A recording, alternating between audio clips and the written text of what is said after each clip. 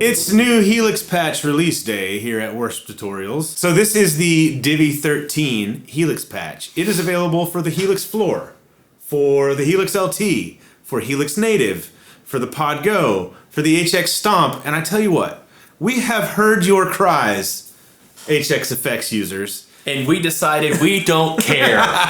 So we used a lot of different effects in this patch and we set them up differently. We'll talk about that in a little bit. But we thought, hey, we're going to make an HX Effects patch with the effects that we used. So whatever current generation Line 6 modeling product you have, there's probably something from this patch available for it.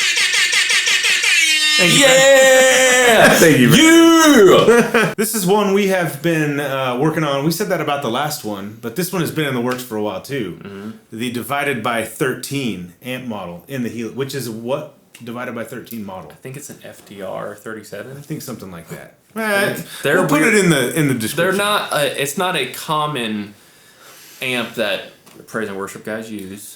So two things. But it One, needs to start. It needs to start. That's for sure. Two things. That's why we didn't do it initially. Yeah. Because we wanted to cover like the basic sounds. The biggest hits. You know, yeah, big. That's there. The more popular amps. But I, as a Kemper user, found a divided by 13 profile I really liked, and I was like, "This has got this smooth. They're very cool. It's supposed to be. It's a Voxy-ish. It's got a little bit of chime, but it's smooth. So like, I don't normally think of Fender amps as being smooth with their overdrive. Right. They're kind of notorious. Not at all. No, they're kind of notorious for being like flubby, and modded amps that they've done are different. But AC30s are kind of cut a little bit and a little more in a good way, grainy. Yeah. And then from there, I feel like Mashless tends to have more of a grindy thing further than the Vox stuff. So this is like real smooth and buttery. It took a while. It did. And it's like a bigger AC30. Yeah, it's got a little more thickness. Yeah, well, part of the thing with the divided by 13 amp in the Helix and in the real world, it has two drive controls. Yeah. And they interact with one another really oddly. And that plus the master volume control on the amp. That's true. Which is a big thing, an overlooked thing. We're going to make some content about that on these amp models. But all of those three controls interact together to gain stage just on the amp, but they affect tone and everything. And they affect how things sound going into them. So it's a really cool amp model. It's chimey, but it's big and smooth all at the same time. Yeah. So tell us about these effects that you put in. It starts in the beginning of the chain with the brand new Rochester comp. Yeah, I forgot that I did that, and we didn't realize till like after the end. I looked at it and I was like, "You're using the Rochester comp." Yeah, because that's not what we normally use. And something else I noticed, because now the Helix with 2.9, we're on 2.92 currently, but with 2.9 firmware, you can look, if you highlight the compressor block on the Helix itself, it shows you the amount of gain reduction. I was like, Brad, there's no gain reduction happening here. And then I looked, I was like, you've got it set to 1 to 0, basically no compression. And then Brad was like, yeah, that's how I run my compressor. Tell us about this, because it sounds really good. Yeah, I guess if I spent more time kind of understanding compressors a little bit more, I'd probably change my school. We're going to make a video about that. We need to know how to understand compressors. If you're a pedal guy watching this, I think most of your answers about compressors would be, like which one you should get, would be answered if you understood what you were looking for in a compressor. Yes, totally. Because I have ruled out some compressors just based off of what they don't have this feature set, or this is built in and I can't change it or whatever. Yeah. So one of my favorite compressors, I love using the Origin Cali 76. Compact Deluxe. Based on an 1176 hardware. It is quite literally looks like and feels like a brick. It is ginormous. I run it at 18 volts, extra headroom. But the ratio is all the way down. I keep my attack about 9 o'clock. Ratio all the way down, meaning it's not actually compressing. Yeah, it's not actually compressing. Attack about 9 o'clock, and then my release is pretty much dimed. So complete, what is that, like 5:30 is where it ends up being. It's not completely 6 o'clock, something like that. And then my ins and my outs I change based on the guitar, because sometimes if you drive the input, you're going to get a little more saturation. I keep my blend typically at about like 45% of it is compression, and then 55 is dry signal. So I typically do that because I like doing dynamics myself. I'm very aware of that, and so I drive pedals or how I'm picking or volume knob or whatever. So I forgot, because we had messed with this patch for so long, I forgot that I tried the new Rochester comp. Yeah. And so basically those were my settings. And so You know what's interesting though? Sorry to cut you off. I just want to throw this in there. When we set it up so that it did compress, we didn't like it. We didn't like it. But when we set it up so that it did not compress, so one to one compression, it sounded great. So it is the level on it is, we saw it was like boosting like 10 dB. So it is pushing the amps, which is kind of what I wanted, because I liked what that was doing with the divided by 13 a little bit more. Yeah. So there's that, it's pushing that, but it is something that Line 6 worked with Billy Corgan of the Smashing Pumpkins, and it's based off of like a rack mount compressor. I said rack master, trying to say rack mount compressor. I think it's like an Ashley compressor. It's just like a $200 unit. Yeah, so what I did was, initially, I went with what sounded good. Yeah. Not just use your ears. And you know something else? We were playing this patch as we were dialing it in and getting the snapshots and effects set up. Both of us kept saying, like, this amp is so responsive. It's so expressive, which it is. And I think part of that, whenever we were talking about the compressor, I think we realized part of that is, like, we're not just compressing the junk out of our signal. And I think we're going on an aside. This is a Helix patch demo, but hopefully you can learn something. Or we can learn something. Let you into our process to understand the why. This is how we do all this stuff. Oftentimes, modern music is way over-compressed, and guitars too. And when you over-compress something, by definition, you lose dynamic range. Yeah. And so you lose touch responsivity and like how expressive an amp can be just by compressing too much. And sometimes you want that in the mix, the compression in the mix, like a full band, that's going to do something differently than if you're compressing your guitar. Right. You know, you're in a mix, you're going to want a compressor to make sure your guitar doesn't disappear. Yes. Or make sure the guitar isn't overbearing in certain parts. So the compressor, also they call them limiters, or like depending on how you're using them, the compressor can rein it in. Limiting amplifier, LA2A. Depending on what it's for, compression in post is more about being able to control it more. Whereas on a guitar, it's more about you being able to control the sound you're putting out. Yeah. So it keeps the quiet parts louder or evens things out. Sometimes you want that, but in this case, it worked really well with these amps to not compress a lot. So that's the first thing. That's the first thing. We're not going to spend that long on each block. No, we will not. Then we hit the drive section, and what are we using this one? So there's a kinky boost. It's got the boost on it too, and like so it's just to give you a little more. And I'm typically not a huge fan of that. We use it for the lead tone. Yes, and it sounds perfect for that. Yeah. It just thickens things up in all the right ways. Yep. Air Apparent, Prince of Tone. And then we got the Timmy. The Timmy sounds really good with this amp. It does. Yeah. To me, it sounds like all it's doing is kind of like, it almost doesn't sound like it's on. The Timmy just really works well. It meshes really well. But that's its thing. It is the original transparent overdrive. It is. Yeah. But I was about to say, it sounds like you're just turning the amp gain up.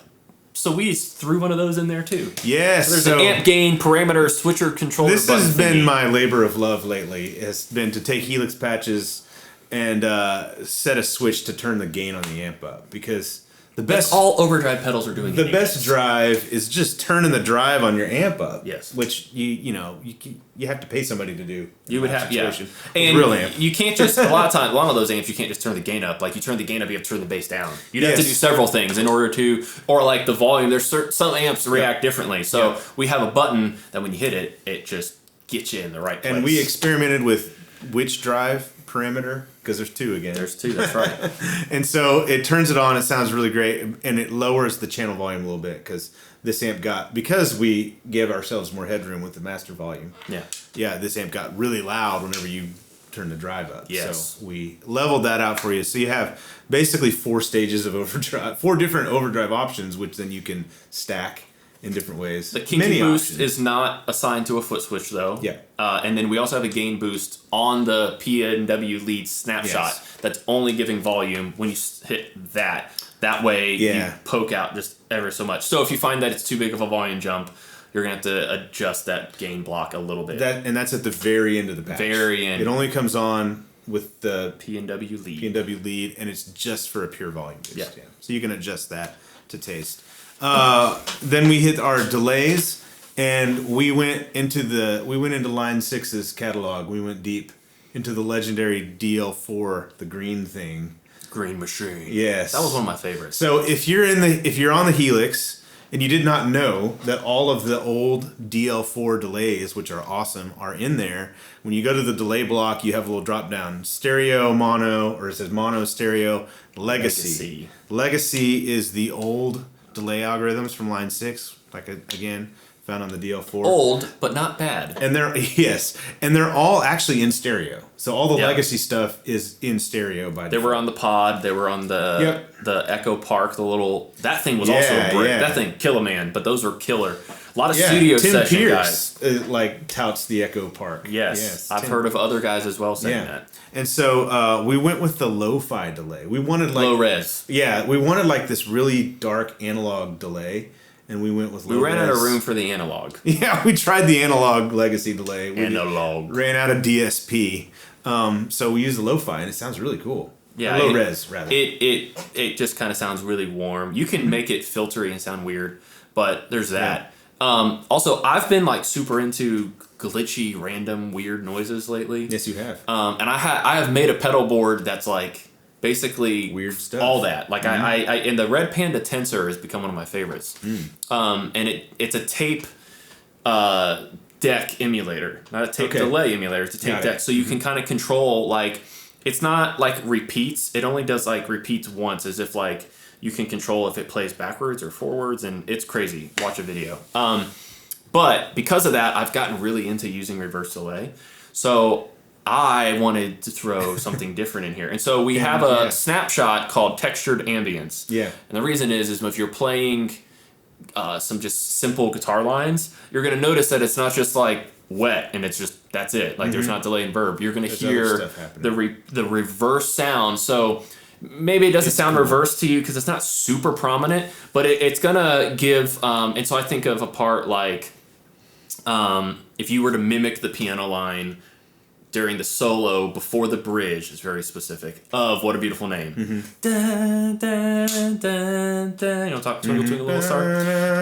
Or the you were playing little another solo in the part. Fire. Yeah, or and Another really in the Fire. Well. Yep, because there is reverse on it. And then the lead part or the little solo breakdown in Cornerstone, for example. Also, so stuff like that where it's it's not super fast, but it's not really slow, but there's space in between there. Need time to breathe. And you can hear the reverse, and so it gives it a texture. It's not just straight ambience; it has a little bit of a texture to it. Yeah, Brad's been into reverse delay lately, and therefore I'm now into reverse delay because I was playing this. Join us. Did not want to stop. It's really cool.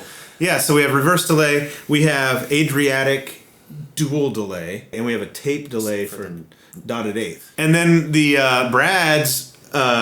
I think now famous ghost verb setting from the Match J&P patch. Yes. Using the double tank reverb. That's in here. Yes, it's very nice. We tweaked it because it's in front of the amp, so you have to set it up a lot differently. Be a little different. But we got that Empress ghost reverb type of a sound, which is very cool. Very haunting, but works. It's very tame. The actual Empress unit, it can get real crazy. Yeah. And it's really cool, and to me, it's inspiring. The Empress is one of my favorite pedals.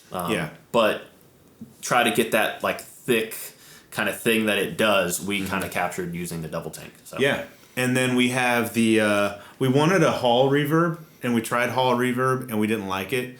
So we used plate reverb and made it sound like a hall reverb. It kind of sounds hall-like. It sounds better. It was not, I think the divided by 13, it's very particular. Yes. And so it was doing things we weren't loving. Is different. You have to set everything up different. Yeah, so that is all the reverbs and delays. And then... Yeah, when we get to the weird stuff. My most favorite part. There's two other things. We have a really cool vibrato. I've been really vibing with that. No pun intended. Yeah. I've been using that a lot lately. I use the Empress Zoya, which I keep talking about it, so I probably just need to do a video. We need to demo it. How I use it. The Zoya rabbit hole of crazy, cool, awesome modular synth stuff. But I use it as a multi-effect on my board. Yeah. And you can adjust it to do crazy, ridiculous things. But I've been using vibrato on it. Yeah. So I made a cool little... I mean, it's fast, but it's sounds chewy. like your vibrato. It sounds like your vibrato setting. Yeah, I like it. It's a lot of fun. The Helix vibrato we used, I should say. Yes. Yeah, in this patch. The other thing we did was we threw a trem in there, which is my favorite sound. Yeah. I like to use a ramping speed trem, and I like the sound of a trem going from slow to fast. Every time you do that, it is so cool. It is my favorite You thing. use it at the end of a song or end of a big section with a sustaining chord with a lot of gain. And Yep. wah, wah, wah, wah, wah. Yes. It's awesome. And it sounds awesome. However, We didn't do that in this patch. We did not. I'm sorry. we did misled them. We did something almost as cool, though. We misled them. I am working on. I have started to get some ideas on how I can get something similar. But that's You can with time. you have to. We've done it on a patch. What we did with an expression With the pedal. expression pedal to you have to switch the expression pedal and then you adjust the speed. Not quite the same. But you have to do it manually. Yes. Yeah. So part of what I like also though, it's not just about the fact that I like trem. I like how it gets really fast. My setting that I use on my Gravitas almost gets so fast that it almost sounds like it goes off again.